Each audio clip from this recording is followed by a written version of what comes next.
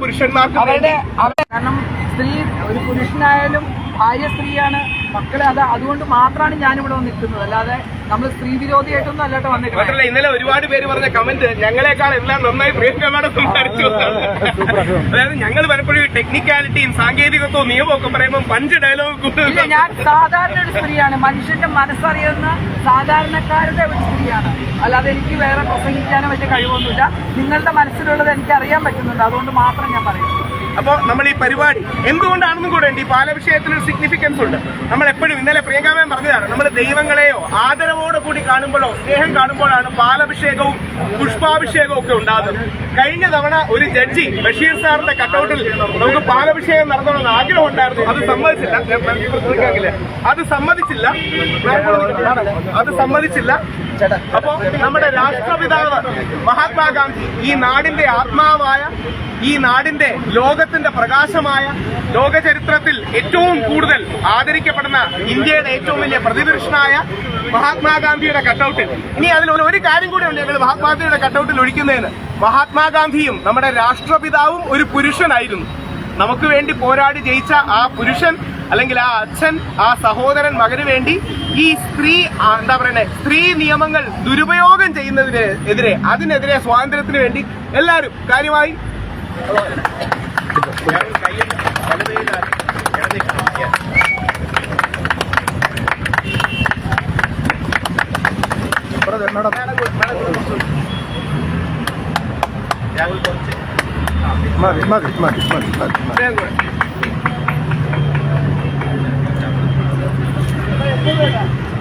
വേറെയും പാലമുണ്ട്, എല്ലാവരും എടുത്തൊഴിച്ചോ. അവിടെ എല്ലാവരും തീർച്ചയായിട്ടും അത് ചെയ്യണം. എല്ലാവരും അത് ചെയ്യണം. ഇതില് കക്ഷി രാഷ്ട്രീയം, അങ്ങനെ ജാതിയോ മതമോ കക്ഷിയോ രാഷ്ട്രീയമോ ഒന്നുമില്ല. എല്ലാ പാർട്ടിക്കാരെയും വ്യക്തിപരമായി പോയി കാണുകയും അവരുടെ പിന്തുണ അഭ്യർത്ഥിക്കുകയും ചെയ്യും. സ്പീക്കർ ശ്രീ ഷംസീറിന്റെ ഒരു നിലപാട് അദ്ദേഹം അറിയിക്കണമെന്ന് ആഗ്രഹിക്കുന്നു. കാര്യം അദ്ദേഹത്തിന് ഒഫീഷ്യലി ലെറ്റർ കൊടുത്തു. നമ്മളോട് പറയണ്ട, MLA എൽദോസ് ഔദ്യോഗികമായി തന്നെ ഇത്രയും എഫേർട്ട് എടുക്കുന്ന പുള്ളിക്കും കുറച്ചാവാം.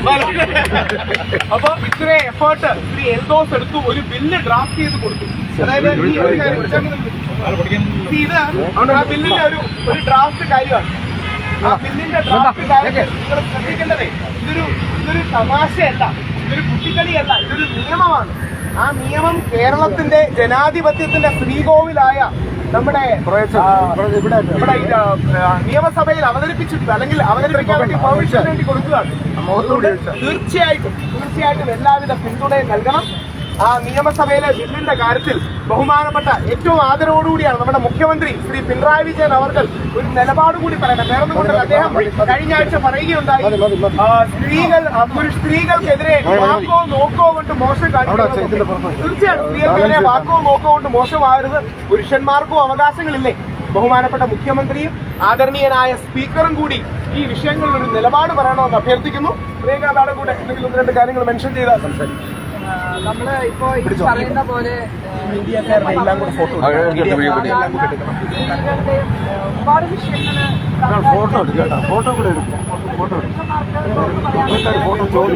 ഫോട്ടോയും ചോദിക്കണം. ഇങ്ങോട്ട് ഫോട്ടോ എടുക്കാം. നിങ്ങൾ എല്ലാവരും കൂടി നിങ്ങളുടെ ഉറപ്പോടുകൂടി നിങ്ങൾക്കും കൂടെ വേണ്ടിയിട്ടാണ് ഈ കമ്മീഷൻ വരുന്നത് തന്നെ. എല്ലാവർക്കും പ്രശ്നങ്ങളുണ്ടാവും, അത് തുറന്നു പറയാനുള്ള ഒരു വേദി കിട്ടുക എന്നുള്ളത് അതിന് വലിയൊരു സന്തോഷമുള്ള കാര്യമാണ്. അത് ഇന്ന് തുടക്കം ഇതുപോലെ ഉള്ള കാര്യങ്ങൾക്ക് രാഹുലിന് എന്തായാലും ഇത്രയും നല്ലൊരു മനസ്സോടുകൂടി മുന്നോട്ട് വന്ന രാഹുലിന് തന്നെയാണ് നമുക്ക് ഏറ്റവും കൂടുതൽ പറയാം. പ്രിയങ്ക മാഡം, എനിക്ക് വൈക്കുവാസ് സാറൊക്കെ പറഞ്ഞു, പ്രിയങ്ക മാഡം ആദ്യം പറഞ്ഞത് വിമർശനമാണ്. നിങ്ങൾ താമസിച്ചു പോയി, നേരത്തെ ചെയ്യണമായിരുന്നു എന്നുള്ളതാണ് കാര്യം. അങ്ങനെ ഒരുപാട് പേര് പെട്ടിട്ടില്ലേ മാധ്യമങ്ങളിൽ തന്നെ? എത്രയോ വ്യാജ കേസുകൾ ഞങ്ങൾക്കാർക്കെതിരെയല്ല, നിങ്ങൾക്കെതിരെ വ്യാജ കേസ് വന്നിട്ടില്ലേ? ഞാൻ പറയണത് ആരുടെയും പേരെടുത്ത് പറയുന്നില്ല, പക്ഷെ പ്രമുഖമായ 4-5 മാധ്യമങ്ങൾ എടുത്തു നോക്കും. രാഷ്ട്രീയ കാര്യങ്ങൾ കൊണ്ട് നിങ്ങൾക്കെതിരെ പോക്സോ കേസടക്കം വ്യാജമായി വന്നിട്ടില്ലേ? ഒരു പ്രമുഖ ചാനലിന്റെ എഡിറ്റർ, സ്ത്രീയായ വ്യക്തിക്കെതിരെ വരെ വ്യാജ പോക്സോ ഇട്ടില്ലേ? എന്താണ്? ഈസിയാണ്. ആരുടെയും തലയിൽ ഈ കരിനിയമങ്ങൾ ഉപയോഗിച്ച് കുതിര കയറാം. അതുകൊണ്ട് മഹാത്മാഗാന്ധി നയിക്കുന്ന പാതയിൽ, സമാധാനത്തിന്റെ പാതയിൽ, എല്ലാവരെയും ഉൾക്കൊള്ളുന്ന പാതയിൽ ഈ കരിനിയമങ്ങൾക്കെതിരെ അതിശക്തമായൊരു നിലപാട് വേണം, നയം വേണം. അത് നാളെ ഇനി ഒരു കാര്യം ഞാനത് ഇതായിട്ട് പറയല്ല, എന്തുകൊണ്ടാണെന്ന് പറയും. കഴിഞ്ഞ നൂറ്റാണ്ട് പറയും വീട്ടിൽ പെൺമക്കളായതുകൊണ്ട് അച്ഛന് അല്ലെങ്കിൽ അമ്മയ്ക്ക് പേടിയാണ്. സത്യം പറഞ്ഞാൽ എനിക്ക് 2 ആൺമക്കളാണ്, എനിക്ക് പേടിയാണ്. കാര്യം ഏതെങ്കിലും രീതിയിൽ നാളെ ഈ അവസ്ഥ അവർക്ക് വരികയാണെങ്കിലേ നമ്മളൊക്കെ തകർന്നു പോകും. ഫൈറ്റ് ചെയ്യാൻ നമുക്കൊരു സ്പേസ് ഉണ്ടാവില്ല. ഏതെങ്കിലും രീതിയിൽ അവരുടെ സ്കൂളിലെ പ്രശ്നമായിരിക്കും, അവർ കേസ് കൊടുക്കും. ഇനി ഒരു കാര്യം കൂടെ വളരെ പ്രധാനമായി പറയാം, ഞാൻ ഇന്ന് അത് എടുത്തു വെച്ചിരുന്നു. ഇന്നത്തെ വാർത്ത നിങ്ങൾ കണ്ടോന്നറിയില്ല. ഇന്നത്തെ വാർത്ത സ്ത്രീയുടെ പീഡനം സഹിക്കാൻ കഴിയാതെ ഒരു പുരുഷൻ ആത്മഹത്യ ചെയ്തു. എന്നിട്ട് ഇന്ന് രാവിലെ വന്ന വാർത്ത എല്ലാ മിനിഞ്ഞാന്നുണ്ട്. ഇന്ന് രാവിലെ ബാംഗ്ലൂർ പുതിയ ഒരാള് ഇന്ന് രാവിലെ പീറ്റർ എന്തോ പറഞ്ഞു. ഇന്ന് രാവിലെ പുള്ളി പറയാണ്, അച്ഛാ ക്ഷമിക്കണം, dear father I am sorry, എനിക്ക് ഈ പീഡനം സഹിക്കാൻ വയ്യ. 20 ലക്ഷം രൂപ, അയാൾ പാവപ്പെട്ടവനാണ്, 20 ലക്ഷം രൂപ അയാളോട് അവർ ചോദിച്ചു. ഇതൊന്നും നമ്മൾ പറയണല്ലോ, ഒരാൾ ആത്മഹത്യ ചെയ്യുകയാണ്.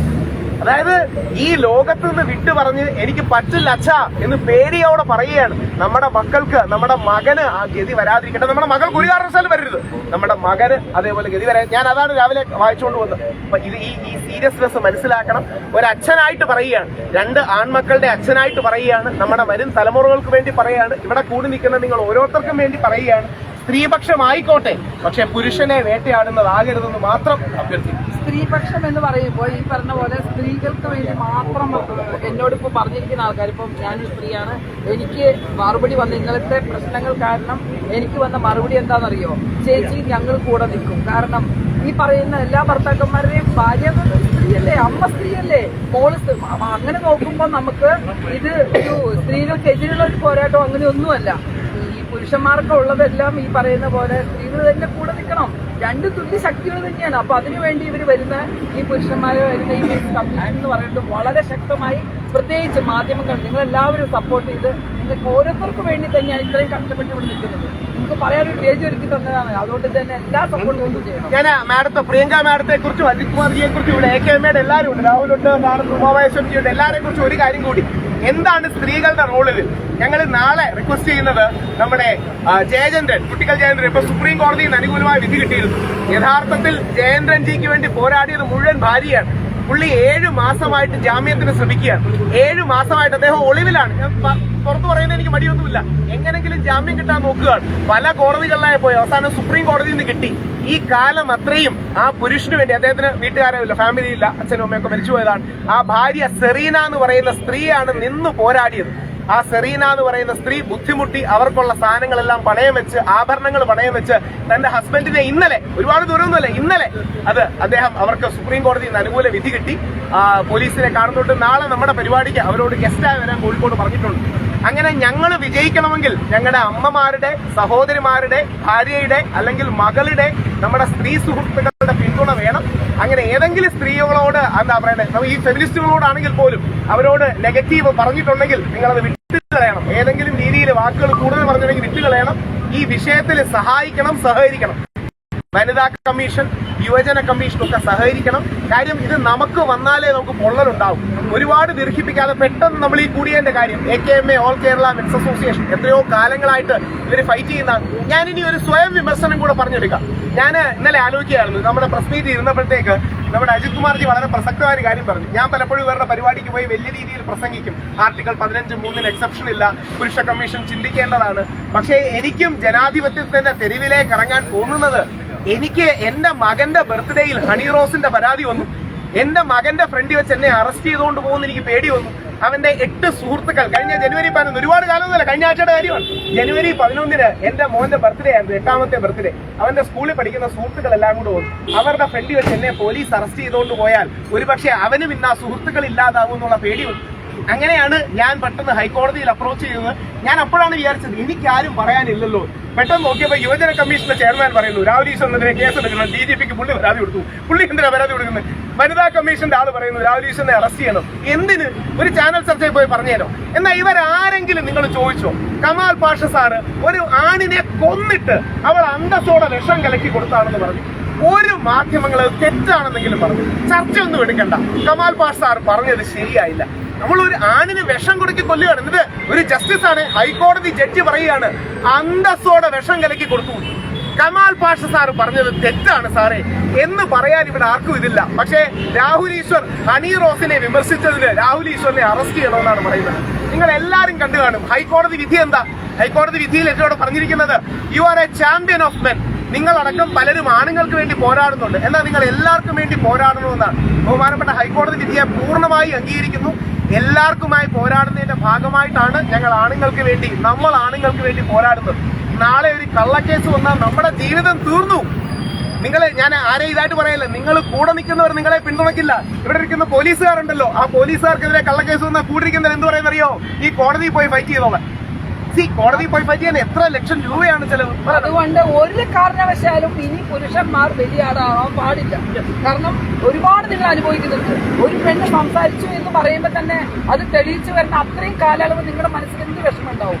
നിങ്ങളെ കൂടെ നിൽക്കുന്ന ഭാര്യ എത്ര വിഷമിക്കുന്നു. അതുകൊണ്ട് ഇനി മുതൽ ഒരു പുരുഷന്മാരും ബലിയാടാവാതിട്ട് എന്ത് പ്രശ്നങ്ങളുണ്ടെങ്കിലും നമുക്ക് ഇതിനകത്ത് പരിഹാരങ്ങളാക്കണം. അതിനുവേണ്ടി നിങ്ങൾ എല്ലാവരും ശക്തമായിട്ട് തന്നെ മുന്നോട്ട് വരണം. ഞാനൊരു സ്ത്രീയാണ്, ഞാൻ പറയാൻ കാരണം നിങ്ങളുടെ ബുദ്ധിമുട്ട് നല്ലപോലെ അറിയാം. നല്ലപോലെ നിങ്ങളുടെ വിഷമം മനസ്സിലാക്കിയിട്ടാണ് ഞാൻ നിൽക്കുന്നത്. ഇതിന് പകരം എന്ത് പ്രശ്നം വന്നാലും അത് ഫേസ് ചെയ്യാൻ ഞാൻ തയ്യാറാണ്. ഒരു കുഴപ്പമില്ല. നല്ല ആ രീതിയിലുള്ള സ്ത്രീകളാണ്. ഒരു കാര്യം കൂടെ പറഞ്ഞിട്ട്, സ്ത്രീകളോടാണ് പൊതുവെ പ്രിയങ്ക മേഡത്തെ കണ്ടുപഠിക്കണമെന്നാണ് എനിക്ക് പറയാനുള്ളത്. പ്രിയങ്ക മേഡത്തെ കണ്ടുപഠിക്കുക. ഒരുപാട് സ്ത്രീകൾ പുരുഷന്മാരെ തേജോവധം ചെയ്യുന്നുണ്ട്, അവർക്ക് വേണ്ടി സംസാരിക്കാൻ മടിക്കുന്നുണ്ട്.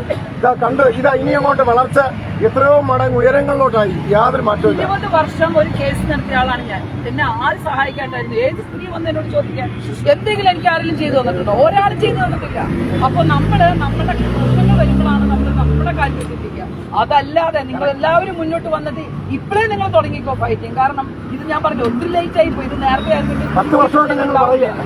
ഞാൻ പറയുന്നത് ഇപ്പോഴും വൈകിട്ടില്ല. നിങ്ങൾ എല്ലാവരും ഒരുമിച്ച് നിന്ന് ഇത് ശക്തമായി മുന്നോട്ട് കൊണ്ടുപോകണം. അതിന് ഏത് സമയത്ത് എന്ത് സഹായമോ എവിടെ വേണോ ഞാൻ എന്തായാലും നിങ്ങൾ കൂടെ ഉണ്ടാവും. തീർച്ചയായിട്ടും.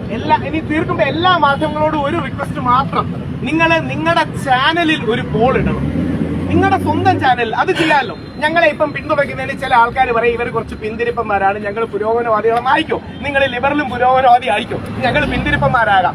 നിങ്ങളുടെ ചാനലിൽ യൂട്യൂബിലോ അല്ലെങ്കിൽ നിങ്ങളുടെ മാധ്യമങ്ങളിലോ ഒരു പോൾ പുരുഷ കമ്മീഷൻ വേണോ വേണ്ടയോ?